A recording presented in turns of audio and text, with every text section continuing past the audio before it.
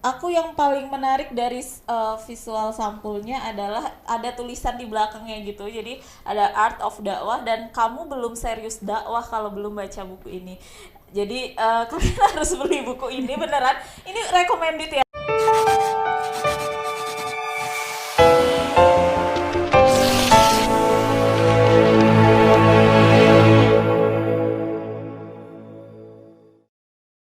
Assalamualaikum warahmatullahi wabarakatuh. Waalaikumsalam warahmatullahi wabarakatuh. Alhamdulillahirabbil alamin. Wassalatu wassalamu ala asrofil anbiya'i wal mursalin wa ala alihi wa sahbihi rasulillahi ajmain. Amma ba'd. Rabbi shrah li sadri wa yassir li amri wahlul 'uqdatam min lisani yafqahu qawli. Allahumma shalli ala sayidina Muhammad wa ala ali sayidina Muhammad. Alhamdulillah, welcome back to Sister Villa On top. Hari ini Ngapain hari ini? hari ini kita tuh bertiga aja. Kita lihat dong, kompak kan, Hitam. Ya, hitam. Kita dikelilingi oleh hitam-hitam dan dikelilingi oleh Kaila. Cadat.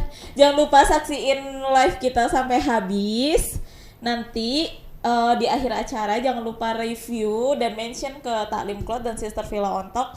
Kalian akan dapetin giveaway dari Kaila hand body lotion. Cadat. Itu enak banget loh. Iya. Ini melon dan apa tuh yang pink? Pomegranate. Pomegranate ya? Granat. Iya. Coba sih lihat. Oh iya. Itu enak banget, wangi. Oh, wangi ya? Wangi sekali. Hari ini kita itu ngapain sih? Kita mau bedah buku salah satu karyanya dari Ustadz Felix Xiao. Oh iya. Judulnya itu Art of Dakwah, isinya 144 halaman. Itu cetakan pertamanya di Maret 2017. Ini buku ini adalah buku yang aku beli ketika belum hijrah, tapi aku udah beli buku ini. Wis, mantep. Ya, jadi selama 3 tahun kan 2020 sekarang, berarti aku mengemban ini ya. Wis. Selama 3 tahun Belum dibaca dari awal. Udah. Oh, udah, tapi belum masuk gitu iya, ya. belum masuk otak. Oke. Terus tiba-tiba pas di akhir-akhir ini, oh iya ya bener ya kata Ustadz Felix gitu. Jadi buku ini adalah ditulis oleh Ustadz Felix dan visualnya seperti biasa Kak Beneviko. Masya Allah. Masya Allah ya. Iya, kalau aku cerita sedikit nih, kalau aku Iya. tahu buku ini waktu 1 minggu sebelum aku menikah, jadi calon suamiku kasih buku ini. Iya, Masya Allah ya. Dan harus dibaca, maksudnya aku harus tahu apa isi buku ini dan semoga setelah menikah nanti bisa sama-sama mengemban dakwah yang ada di sini Masya gitu. Allah. Kalau Mbak? Ceritanya Iya. beli buku ini. Iya. Iya Kepo. Oh. Kepo aja karena kan sebelumnya udah beli yang kita bahas yang wanita berkarir surga dan aku penasaran. Ih, pengen lah Art of Dakwah. Ya udah, beli deh. Oke. Oke. Kalau soal penampilannya nih, penampilan cover, terus judulnya, terus ada gambar-gambar itu apa? Baju gitu, unta, pohon palm. Ini yang kalian tangkap apa dari sampul ini? Kalian ingin bahas? Dari aku nih ya. Ya. Kalau Kak Benevico ini dia kreatif banget ya, dalam artian apa yang dia gambarkan di sampulnya ini maknanya tuh ada di isi bukunya ini seperti ini. Nah, ini bukunya kan klip-klip ya, misalnya ya, klip-klip dan di sini ada 1 2 3 4 5 6 ada titik-titik 6.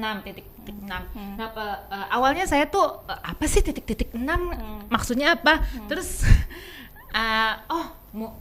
ini tentang rukun iman yang ada 6. Kemudian ada onta, ada ini. Nah, ini onta, pesawat terbang dan lain-lain itu menggambarkan suatu apa ya?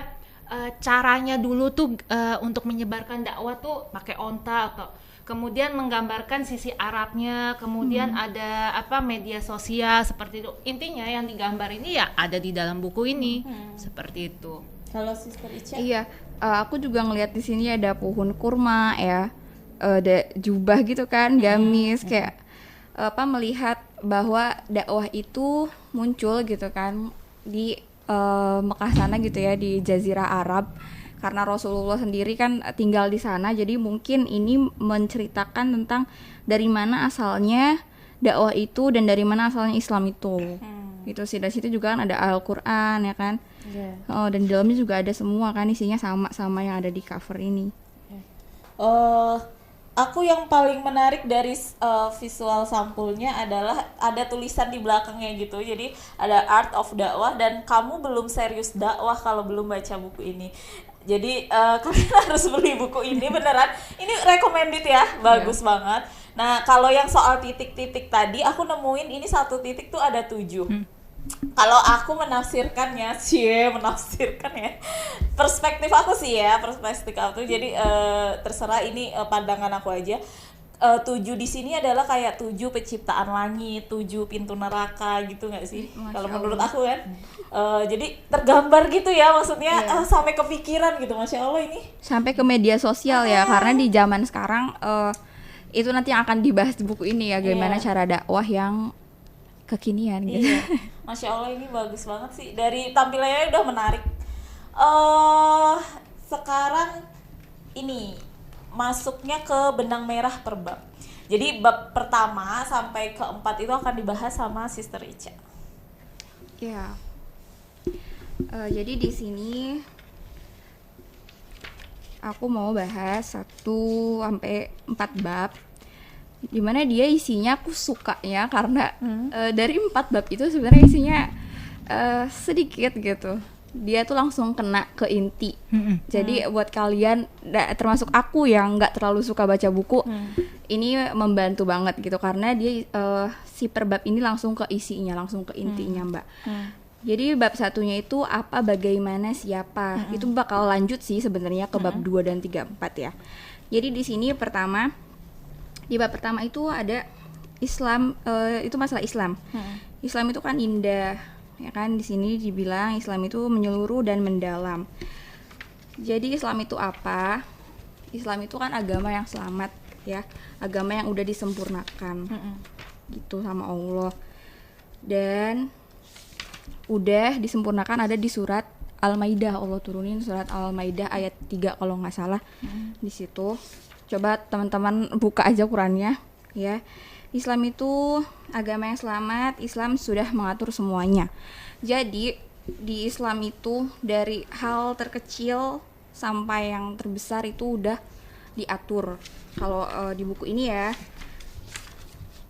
Terus lanjut, aku langsung ya ke apa yang disampaikan. Jadi apa sih yang disampaikan sebenarnya dalam dakwah itu? Dakwah kan tentunya menyeru kepada kebaikan ya. Dakwah tuh menyeru kepada kebaikan dari hal kecil sampai hal besar, karena dari Islam sendiri pun udah diatur, mulai dari kita mau tidur sampai kita bangun tidur, masalah ke toilet, masalah mandi, masalah ya bahkan sendal jepit pun di sini aku menemukan ya, bahkan soal sendal jepit yang putus pun itu udah Islam atur gitu di sini. Jadi apa yang disampaikan ya, kita menyampaikan hal-hal kebaikan. Jadi siapa sih yang menyampaikan gitu kan?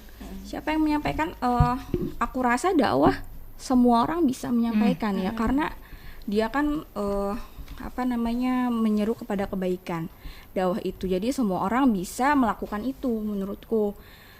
Tapi tetap dalam konten yang sesuai dengan Al-Quran dan Sunnah gitu ya Mbak ya.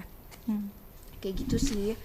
Jadi Nabi Muhammad sendiri kan selama 23 tahun kalau tidak salah itu kan beliau dakwah, yang beliau dakwahkan pertama kali tauhid. Tauhid itu cukup lama, hanya untuk menyerukan kepada la ilaha illallah aja supaya mereka yakin. Itu Masya Allah gitu lama gitu kan. Nah kayak gitu. Dan perilaku. Nah perilaku keseharian Rasulullah. Jadi siapa yang menyampaikan itu juga harus dilihat dari perilakunya teman-teman. Jadi Rasulullah itu kan terkenalnya orang yang jujur ya Mbak ya. Al-Amin disebutnya kan julukannya. Nggak ada di Jazirah Arab itu, nggak ada yang nggak kenal Rasulullah dengan kebaikannya gitu kan. orang-orang tahu Rasulullah itu orang yang baik, yang amanah gitu kan. Sebelum kenabian ya, itu sebelum kenabian orang-orang tuh tahu Rasulullah itu bagaimana. Sampai mereka kalau punya suatu pertimbangan gitu kan, suatu pertimbangan pasti menanyakannya ke Rasulullah gitu, memutuskannya gimana gitu, karena memang orang-orang percaya sama beliau gitu. Nah itu juga sih salah satu kuncinya, kita harus jadi orang terpercaya dulu kalau mau berdakwah. Karena kan yang Rasul ajarkan Islam. Mereka tidak menolak Rasul, tapi mereka menolak Islam, menolak ajarannya gitu.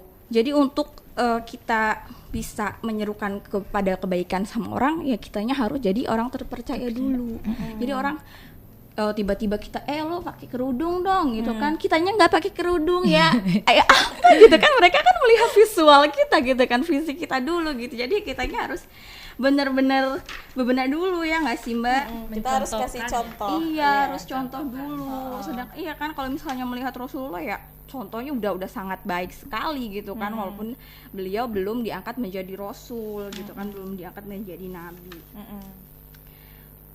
Diangkat menjadi nabinya aja Rasul umur 40 tahun. 40 tahun berarti selama 40 tahun itu Rasul kan udah hidup dengan sangat baik gitu. Hidup sudah sangat tertata sampai orang percaya, yakin gitu sama Rasul. Nah, tapi ketika Islam datang ada sebagian yang menolak Islam gitu. Karena tidak sesuai dengan kebiasaan mereka, Mbak. Kadang kayak gitu dakwah tuh, ya apa sih gitu tuh ya. Kenapa sih gue harus pakai kerudung kayak gitu kan? Kenapa sih kok nggak bisa keluar malam kalau perempuan kayak gitu kan? Jadi sebenarnya kita tuh tahu, tapi kadang masih tidak mau nerima gitu loh, Mbak. Gimana sih ya kan? Nggak mau nerima, padahal kita tahu itu baik, tapi kita tidak mau nerima. Jadi kuncinya tadi itu, intinya aku ulangi lagi, kitanya harus jadi orang yang terpercaya dulu, mencontohkan yang baik dulu gitu. Jadi orang-orang bakal melihat gitu kan, melihat kita. Bentar, BTW, suara kita kedengeran gak sih? Kedengeran. Kedengeran. Oh, suaraku kedengeran. Kedengeran. Suaraku kayak hilang. Masa sih? Iya, aku nggak dengar suaramu. Aku dengar. Oh ya udah, ayo lanjut. Ayo lanjut. Oke. Aku nggak ada. Terus siapa yang menyampaikan dakwah? Siapa? Di sini itu di halaman 29 ya. Bab 3 ini udah masuk bab 3. Di situ kan tentunya yang menyampaikan pertama kali adalah Rasulullah. Pada umur 40 tahun Rasulullah dikasih wahyu sama Allah ya kan, agar menyampaikan Islam kepada semua umatnya ya. Rasulullah itu bukan seperti rasul-rasul yang lain hanya pada satu kaumnya, tapi ini untuk ke seluruh penjuru dunia, untuk semua umat gitu kan. Nah, yang tadi aku bilang di sini di bab 4 ini, beliau itu Rasulullah, dia dijuluki Al-Amin dari sejak dulu. Jadi orang-orang percaya dan mereka selalu itu meminta pendapat itu sama Rasul, kayak gitu. Berbeda dengan kita nih yang sering kali ditolak dalam dakwah. Bukan pesan yang kita dakwahkan, tapi kitalah yang ditolak, kitalah yang tidak dipercaya nih di buku ini ya. Berbeda banget sama Rasul kita tuh. Ya, kalau Rasul tuh yang ditolak dakwahnya. Kalau kita yang ditolak kitanya. Iya. Kayak gitu di dalam buku ini, aku bacain aja ya. Berbeda dengan kita yang sering kali ditolak dalam dakwah, bukanlah pesan yang kita dakwahkan, tapi kitalah yang ditolak. Kitalah yang tidak terpercaya, karenanya siapa yang menyampaikan juga menjadi salah satu penentu dalam dakwah. Gitu, materi yang sama dengan cara penyampaian yang sama bisa menjadi cacat ketika yang menyampaikan tidak dipercaya, tidak terpercaya gitu. Jadi teman-teman suka banyak juga yang apa sih gitu, lo ngomong apa sih, lo juga masih begitu, masih begini lagi. Iya, banyak banget kayak gitu. Jadi memang betul-betul kitanya sendiri ini walaupun misalnya belum memahami semua ilmu agama gitu ya Mbak ya, jadi mirror aja ngaca ke diri sendiri bahwa emang harus berbenah gitu, berbenah diri supaya jadi orang yang emang bisa dipercaya. Jadi apa yang disampaikan tuh ke orang-orang percaya gitu. Oh iya ya gitu, oh iya ya kayak gitu kan.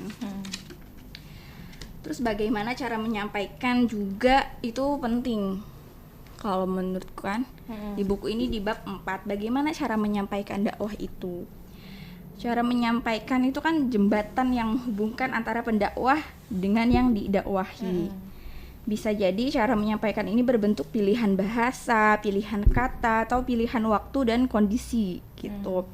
Jadi kalau menurutku cara menyampaikan ini berbeda-beda ya, tergantung kondisi dan kita sama siapa nyampeinnya. Kalau misalnya sama anak kecil kan, dakwahnya anak kecil ya punya caranya tersendiri. Mendakwahkan orang tua kita juga itu punya caranya sendiri dan itu punya tantangannya sendiri, apalagi orang tua kita sendiri yang didakwahi gitu kan. Kadang ya mereka menolak karena mereka pikir ya kamu juga diajari sama ibu gitu. Kenapa tiba-tiba setelah kamu belajar dan tahu gitu kan malah mengajari gitu kan. Itu juga kan perlu belajar juga kitanya gitu, perlu teknik tersendiri gitu kan ya Mbak ya. Beda-beda. Jadi harus dilihat dulu sikonnya juga kalau mau dakwahin. Kalau di buku ini.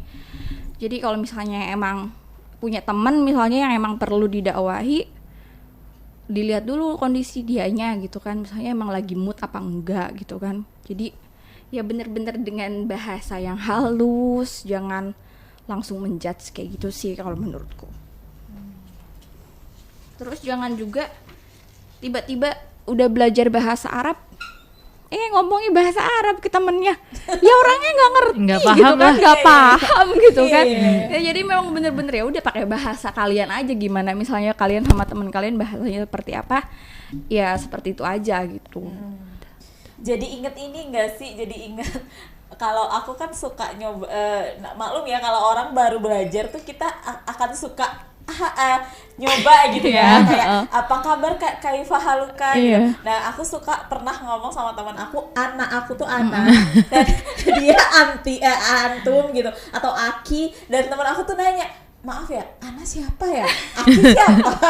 Terus teman aku tuh nimpalin gitu, ya lu siapa gitu. Jadi aku jelasin, Ana tuh aku dalam bahasa Arab gitu kan. Nah gitu dong, jelas tiba-tiba ngomong Ana kan orang bingung juga gitu ya. Itu salah satu contoh keburukan aku ya.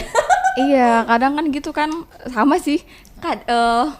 Hampir sih yang aku lihat yang aku lihat orang-orang yang berhijrah itu ya pasti seperti itu, nanti berubah jadi anak antum gitu antum Aki, so sweet gitu kan sih, gemes. Jadi kan kalau misalnya teman-teman yang emang masih jauh di sana ngedenger apaan sih lo, biasanya lo gue juga gitu kan. Jadi ya melihat sikon lah gitu, berbicara dengan siapa kalian gitu kan. Kalau emang teman-teman yang emang di satu majelis, oke boleh lah gitu kan. Cuma kalau misalnya yang emang belum tersentuh sama dakwah sama sekali tuh ya udah pakai bahasa sehari-hari kalian aja kayak gitu, biar langsung nyampe heart to heart-nya gitu.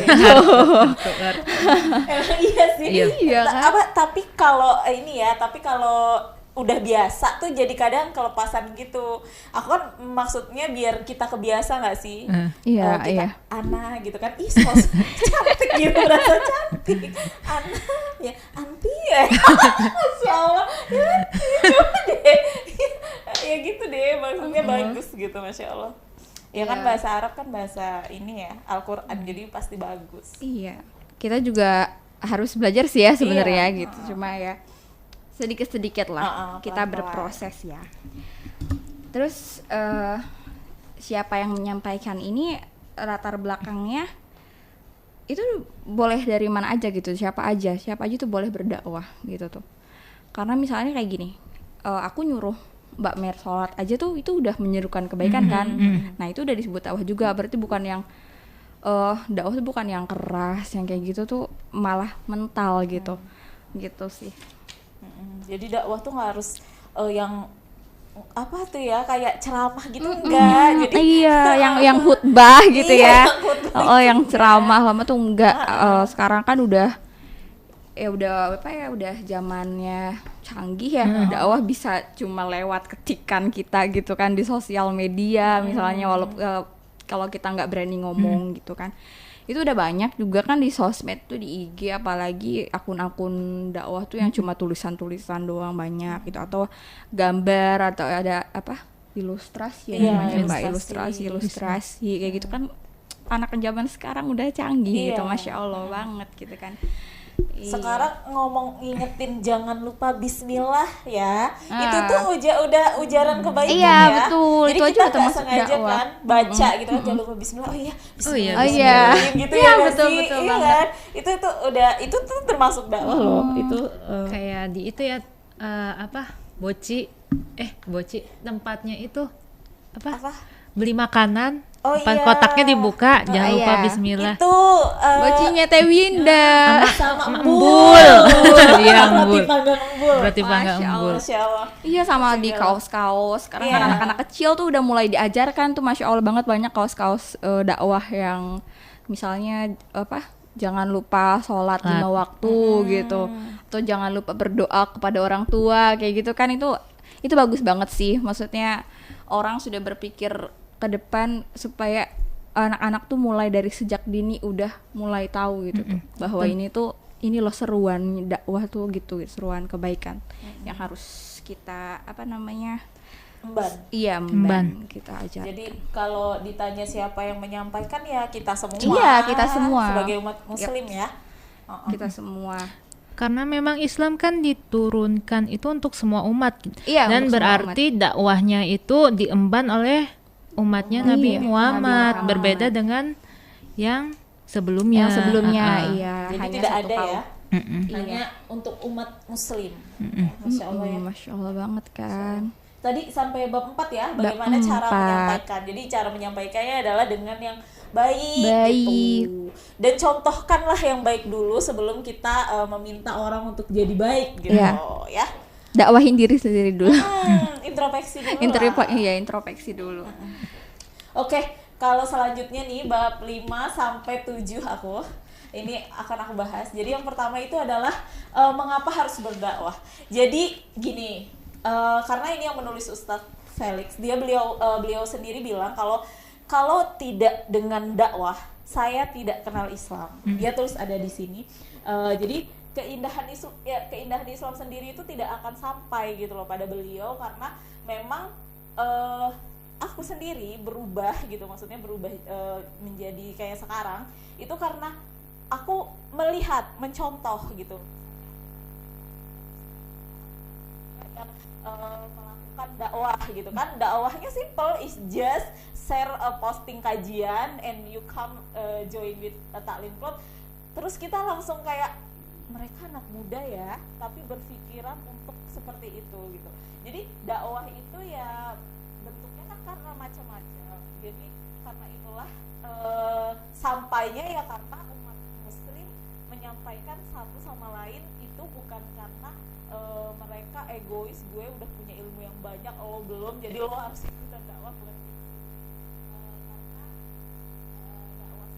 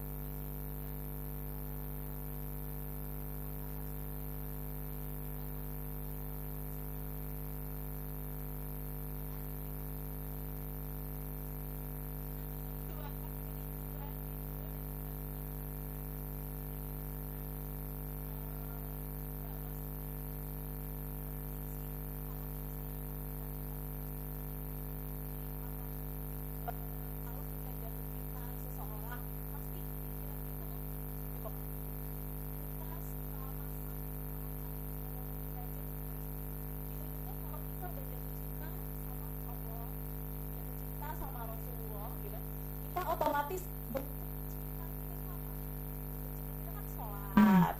melakukan hal-hal yang udah sewajibnya yang Allah udah kasih namanya sholat, sholat, kita udah melakukan ini ada satu memang yang aku pikir awalnya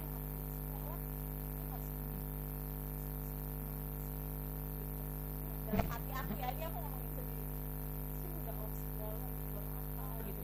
Cuman ini aku termasuk dakwah yang karena tak liput ya. Bener loh. Jadi Ruli itu pernah bilang kayak gini, saat di hadapan Allah kamu akan ditanya apa yang kamu lakukan sesamamu gitu. Kalau kamu cuma rebahan gitu kan, apa yang lo mau banggain di hadapan Allah gitu. Jadi minimal kita itu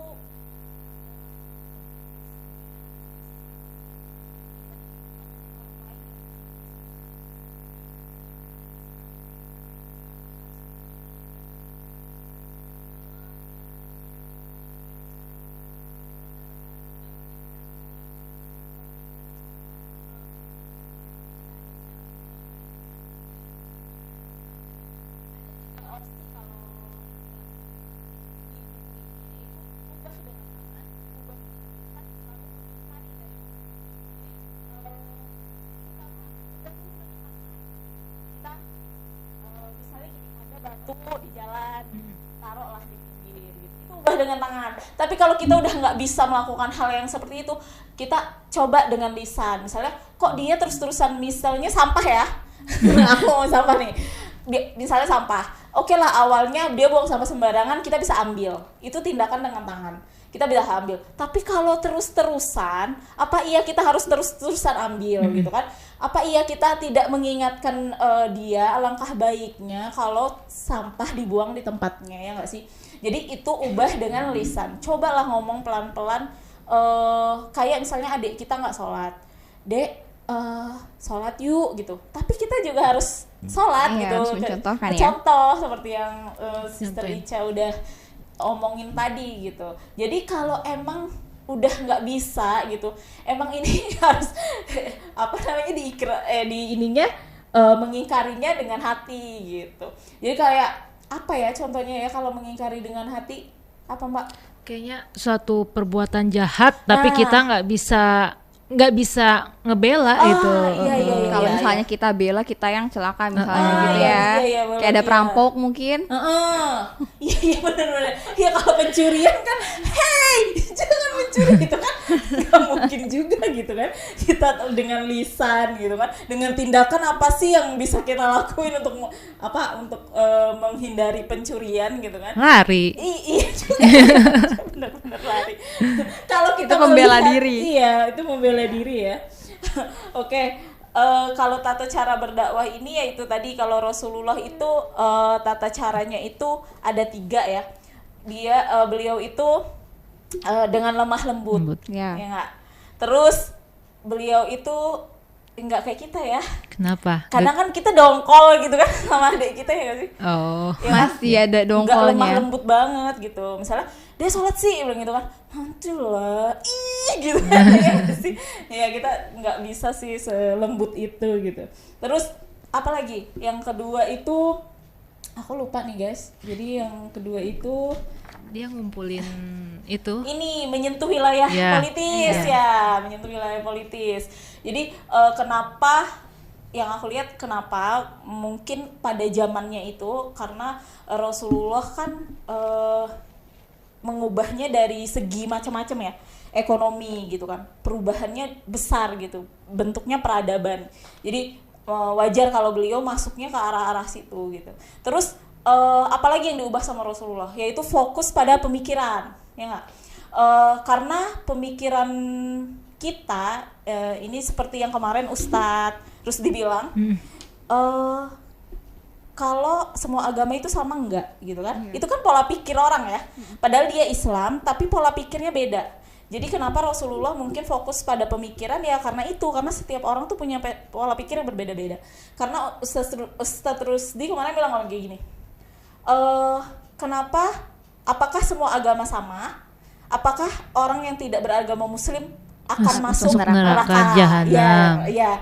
Terus ada beberapa teman Ustadz Rusdi ngomong kalau diem, ya ada yang diem, ada yang bilang Allah tuh maha bijaksana. Itu kan pola pikir, ya. Jadi fokus pada pola pikir ini bener sih. Jadi pertama tauhidnya dulu. Kalau udah la ilaha illallah, ya percaya sama Allah, tiada Tuhan selain Allah. Jadi konsep pola pikir kita tuh seperti apa gitu. Karena itulah pentingnya belajar tauhid. Makanya Rasulullah bilang, Sis Ica tadi bilang Rasulullah itu ngajarin tauhid sampai 13 tahun ya? 13 tahun. 13 tahun. Iya. Jadi kalian kalau berdakwah terus kalian dicemooh, diomong macam-macam, ya udahlah, cukup sabar. Ya kan? Ya, kata kalau di surat terakhir Al-Baqarah tuh la yukallifullahu nafsan illa wus'aha, ya kan? Katanya Allah tidak akan menguji suatu umat, satu hamba. Ya, suatu hamba di luar batas kemampuan hamba tersebut gitu. Jadi sabar aja lah, kuatin diri kita gitu. Kalau bentuk Sister Villa tuh apa sih bentuk dakwahnya? Seperti ini, kita sharing ringan, bisa langsung diterima sama yang relax gitu tuh. Kan nggak berat-berat. Coba kalau temanya ceramah. Iya, ceramah.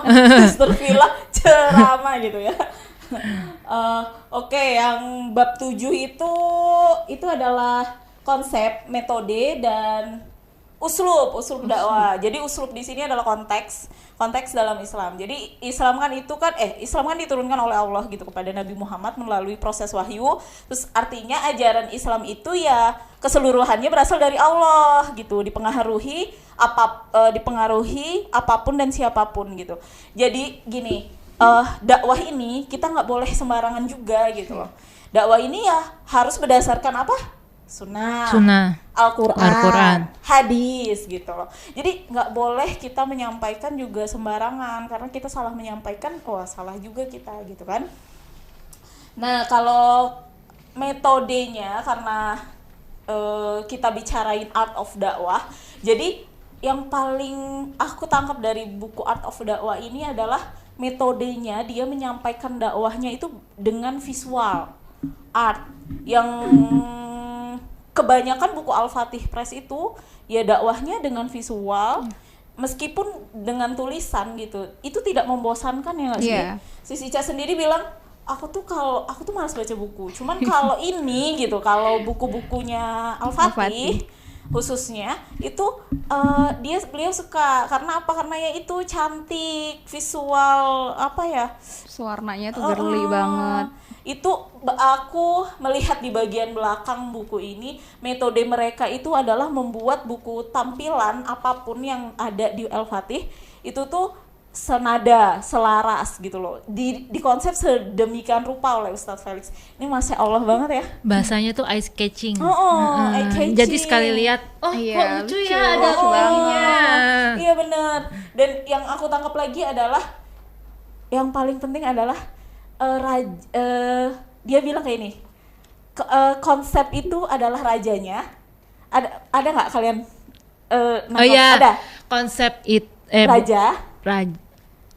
Konsep itu raja. Visual itu ratunya. Iya. Jadi si raja itu cuma bergerak sedikit, tapi yang bergerak banyak itu si ratunya. Nah, kalau tidak ada raja, bukan konsep dan metode. Iya, konsep dan metode kan. Yeah. Ya kan kita lagi bicara metode tadi. Nah, jadi kalau tidak ada ratu, kenapa Mbak? Kalau tidak ada ratu, ya rajanya nggak bisa ngapa-ngapain. Iya, jadi antara visual dan konsep yang dibuat Art of Dakwah ini Masya Allah banget deh. Pokoknya harus beli, harus baca, harus jadi kita tahu sih apa konteks dakwahnya, apa tujuan dakwahnya gitu, Masya Allah. Nanti selanjutnya akan dibahas oleh Mbak Ulan. Oke ya, Tara. Sebelumnya suara saya masuk gak sih? Masuk. Oke. Suara kalian tidak masuk di telinga saya, kan saya kangen. Oke ya, saya lanjut ya. Jadi tuh sebelumnya dari pembahasannya Sis Ica tuh udah menyampaikan dakwah itu harusnya apa, dakwah itu harus apa, kemudian siapa, kemudian bagaimana dakwah itu disampaikan.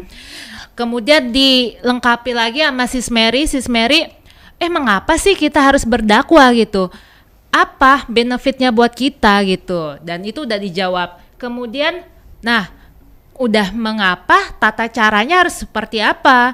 Kemudian juga konsepnya harus seperti apa, konsep metode yang digunakan. Nah, bagian saya yang bab 8 ini menginfokan, menjelaskan tentang mengubah dengan dakwah. Jadi dari yang tadi udah dijelaskan, bagaimana sih cara dakwah itu diterima sama kita.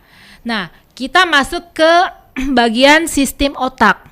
Jadi dalam mengubah dengan dakwah itu adalah suatu informasi yang berisi Al-Quran dan hadis, di mana informasi ini udah pasti benar, udah pasti sempurna, makanya harus kita bagikan ke orang lain, ke umat muslim yang lainnya. Nah, bagaimana caranya? Nah, dakwah ini bisa mengubah perbuatan dan juga bisa mengubah pemikiran. Tapi caranya, kalau misalnya kita mengubah perbuatannya dulu, jadi caranya misalnya mengubah perbuatan dulu.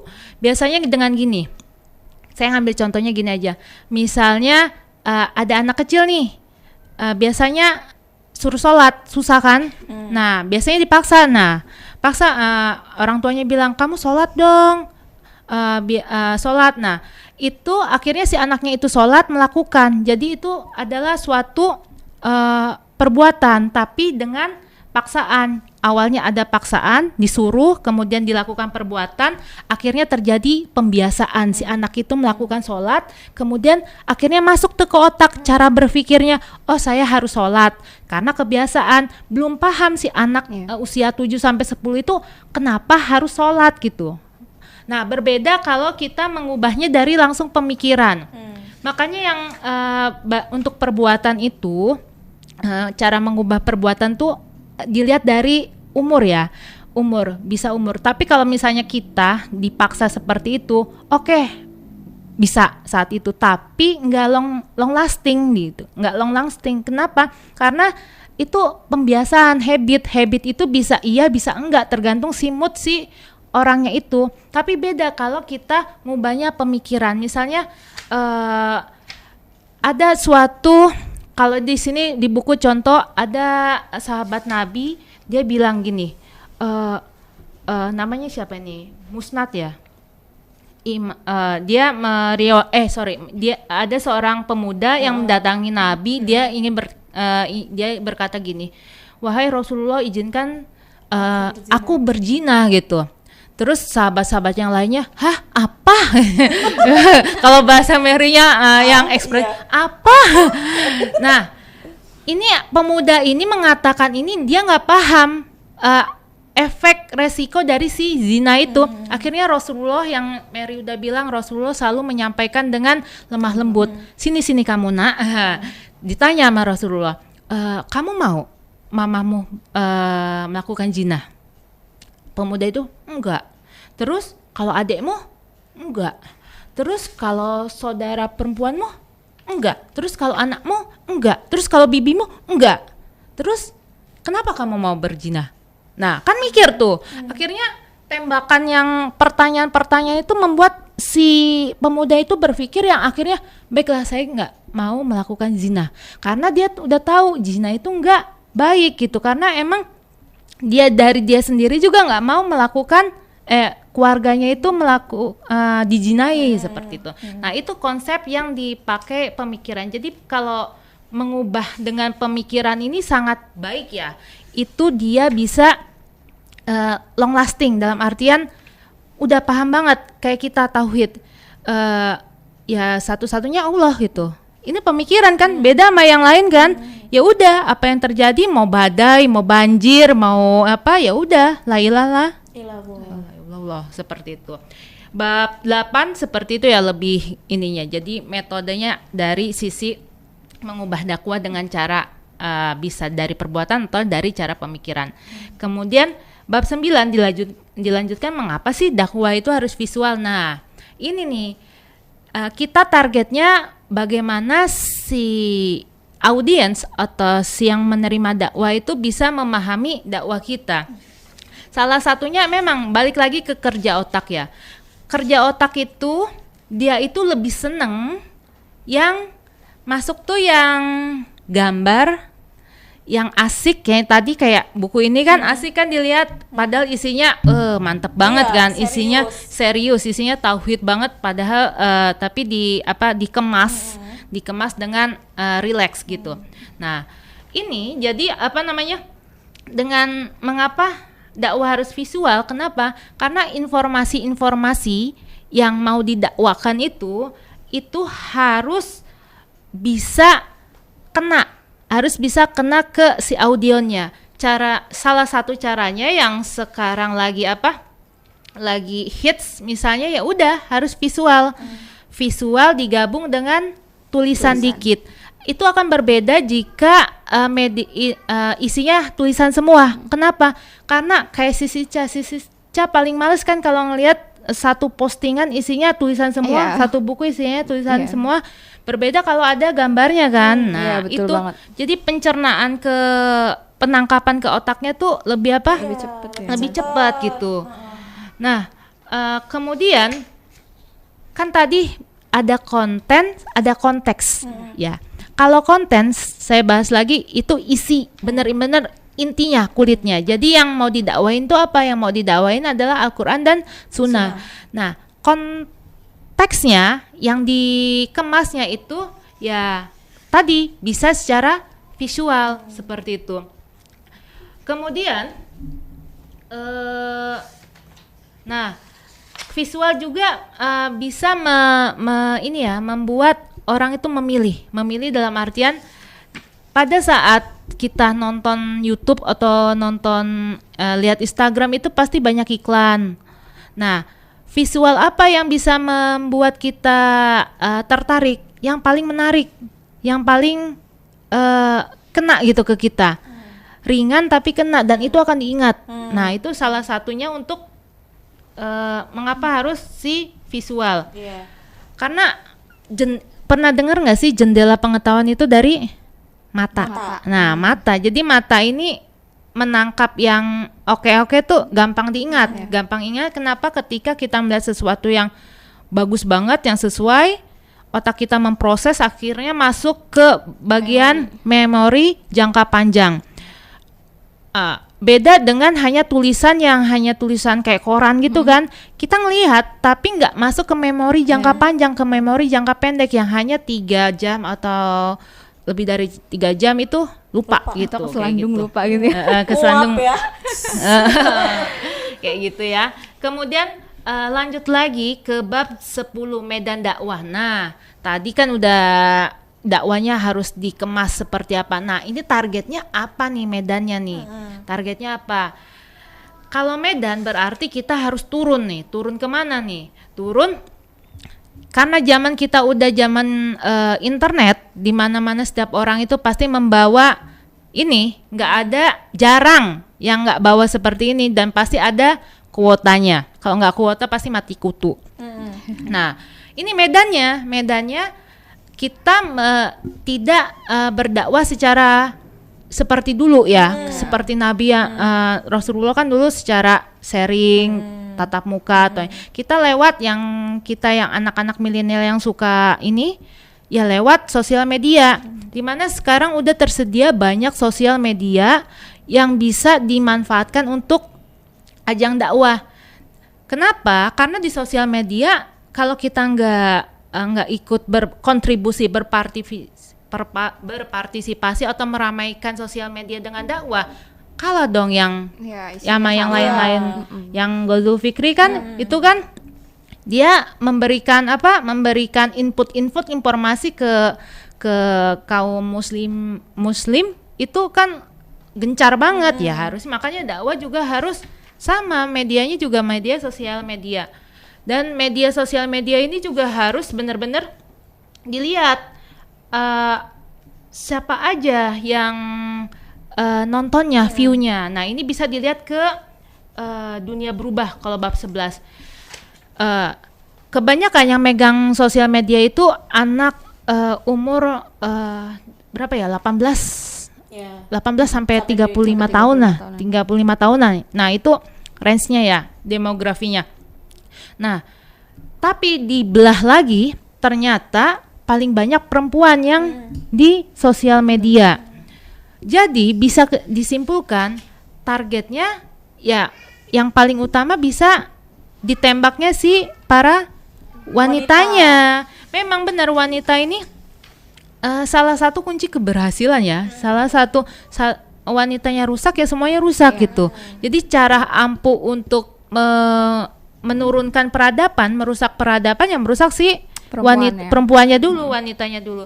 Makanya dengan media sosial media dengan media dakwah melalui sosial media ini ya bagaimana caranya si targetnya misalnya si perempuan dan yang laki-lakinya juga itu bisa lebih aware sama Islam gitu. Islam itu nggak ribet sih. Islam itu nggak seserem yang kita bayangkan kan. Banyak sekarang generasi sekarang kan ngelihat Islam tuh gini kan. Kenapa? Terlalu mengekang atau apa? Karena mereka pemahaman di otaknya itu belum ditanamkan ya. Jadi karena banyak informasi-informasi yang berbeda-beda jadi gitu tentang Islam gitu. Kalau di Amerika kan kalau kita di Jepang contohnya kita ngetik Islam Muslim dalam bahasa Jepang itu akan muncul teroris kayak gitu kan. Itu pemahaman jadi mesin sendiri aja udah salah gitu loh memberi informasi Islam. Jadi Islam tuh kayak di informasi sosial media tuh di serem-seremin gitu. Padahal kayak cerita temanmu itu yang Jepang ternyata Islam itu damai kan? Iya, menenangkan hati dia bilang kan. Islam itu menenangkan hati. Agama mana lagi yang bisa menenteramkan hati saya gitu. Masya Allah ya. Oke, jadi kesimpulannya itu dari seluruh pembahasan sebelumnya ya, ada kata kunci yang dapat kita simpulkan yaitu dari buku ini ya, harus visual. Wajib visual. Visual itu bisa combine antara tulisan, bisa combine sama gambar. Oke ya. Kemudian harus online. Jadi para cyber muda daripada posting yang aneh-aneh mending posting yang dakwah. Tapi ingat jangan ngejudge. Sharing yang baik-baik aja. Kenapa? Karena kalau kalian sharing baik, dipahami orang yang baca dan yang ngebaca itu berubah karena sharingan kamu, itu pahalamu mengalir banget. Amal jariah. Terus targetnya generasi muda. Kenapa? Karena Indonesia itu strukturnya 250 juta penduduknya itu yang produktif itu usia mudanya. Beda sama Jepang. Jepang itu kalau di kurva, kalau Indonesia gini, yang produktifnya piramida terbarik. Tapi kalau Jepang turun. Jadi semakin lama yang tua kebalik ya. Pokoknya intinya gini, yang Jepang itu produktifnya itu sedikit, kalau yang Indonesia itu produktifnya banyak. Makanya generasi muda yang sekarang ini ayolah berpikir lebih lebih berkontribusi dengan agamamu. Kemudian yang terakhir wanita. Itulah kunci dakwah, katanya objek dakwah sekaligus perantara dakwah pada masa kini. Oke, itu dari aku. Kece ya. Berat ya. Berat emang, bahasannya memang berat loh. Bener. Bahasan ini emang berat nih. Kita tampaknya kita salah. Masya Allah. Jadi nih kita langsung aja. Jadi kelebihan buku ini apa nih guys? Kelebihan buku ini kalau menurut aku ya, aku suka sama visualnya gitu. Iya pasti. Sisi emang suka sama itu. Iya, karena aku memang tipe yang kurang suka baca buku kalau semua tulisannya. Bahkan untuk baca sirah Nabi pun suamiku tuh beliin buku yang memang ada visualnya untuk anak-anak 8 tahun guys. Iya, jadi karena baca sirah tuh tebel banget, jadi suami inisiatif supaya maksudnya biar dapet inti-intinya gitu. Jadi suami beliin buku yang memang ada visualnya. Gitu sih. Kalau Mbak? Saya sukanya keunggulan tipis. Jadi dalam waktu 3 jam bisa menghabis 3 jam 2 Iya, jam betul. bisa menghabiskan dan tulisannya tuh nggak padat. Nggak padat, Nggak iya. Dan ini kelebihannya bagi saya yang jenuh dengan Iya. buku padat. Iya. Tadi 4 bab aja aku itu sedikit Sedikit, banget kan gitu, iya. karena memang sedikit. Heeh. I like. Kalau aku sih kelebihannya apa ya? Cerdas pasti sih. Cerdas banget seperti biasanya Ustadz Felix dan KBN selalu bikin kita terperangah dengan karya-karyanya, Masya Allah. Ini ringan terlihatnya, cuman isinya Masya Allah cerdas banget dan berat. Masya Allah. Lalu apa kekurangannya, ada nggak? Aku sih tidak menemukan ya Kalau Mbak Ulan? kekurangannya. Kurangannya apa ya? Kurangannya ini aja sih. Apa namanya? Gambarnya kurang banyak aja. Iya, biar Komik isinya dong. lebih dikit. Biar isinya lebih dikit. Kalau kekurangan aku nggak ada sih. Iya, aku tidak Nggak menemukan ada ya. kekurangan di buku Jadi ini. apa nih quote favorit terakhir nih buat closing? Oke, Ica. Aku kuat favorit aku dari sini ya. Dakwah itu adalah keistimewaan yang hanya diberikan Allah kepada umat Nabi Muhammad. Jadi berbanggalah kita sebagai umat Islam, umatnya Nabi Muhammad, karena Allah telah memuliakan kita dengan menyeru untuk mengemban dakwah ini. Jadi untuk kalian semua, yuk berbenah sama-sama, yuk kita, aku, Mbak Ulan, Mbak Mary, yuk sama-sama berbenah lagi yang belum baik kita perbaiki supaya tadi yang aku sampaikan orang percaya sama kita, sehingga apa yang kita sampaikan orang akan insya Allah akan mengikuti, itu akan percaya. Kalau Mbak Ulan? Kalau aku mengutip perkataan Mbak Beni, Iya. Beni Viko, hidup itu boleh nggak sempurna, Asik. asik, banyak bolong-bolongnya, tapi dakwah itu harus sempurna. Ya, Masya Allah. Kalau aku ini, Aku quote senang. ini aku suka banget emang. Dakwah itu adalah manifestasi cinta, luapan kerinduan dan kekaguman atas Islam. Ya karena Islam tuh indah ya nggak sih? iya, Masya Islam. Allah. Aku nambahin ya Mbak sedikit tadi. Ya, karena Islam itu indah, Islam itu panduan, dan Islam itu adalah solusi. Ih, Jadi buat kalian yang galau gitu kan, kalian nggak usah galau karena di agama kalian sendiri gitu ya, di Islam sendiri itu semua udah ada apa namanya Mbak, solusinya. Iya. Udah ada solusinya. Jadi kaliannya yang tinggal bebenah, yang tinggal mau nggak ngulik gitu. Di agama kalian tuh ada apa aja sebenarnya gitu. Kalian yang harus cinta guys, kalian yang harus kepo dengan agama kalian. Jangan sampai orang-orang kafir itu mereka lebih tahu loh, mereka lebih tahu siapa dan bagaimana cara menyampaikan sesuatu gitu, sampai membelokkan kita gitu. Apalagi ya generasi-generasi muda yang masih labil ya Mbak. Jadi kitanya yang harus pinter, yuk sama-sama yuk belajar, yuk baca lagi yuk. baca lagi yuk. Ya jangan lupa beli bukunya. Iya. Beli bukunya. Iya bagus banget. Di- Oke. Di mana beli bukunya? Oh di buku sip, di Instagram @bukusip, dan di sini book aja. Book aja. Ya. Oke, terima kasih banyak udah nonton sore ini. Jangan lupa mention review kalian ke Taklim Club Ya, dan Sister screenshot Villa boleh ya. Diary. Ya, Oke, tips ada boleh. giveaway. Ya, dari Kayla. Kayla. Oke, kita tutup. Assalamualaikum warahmatullahi wabarakatuh.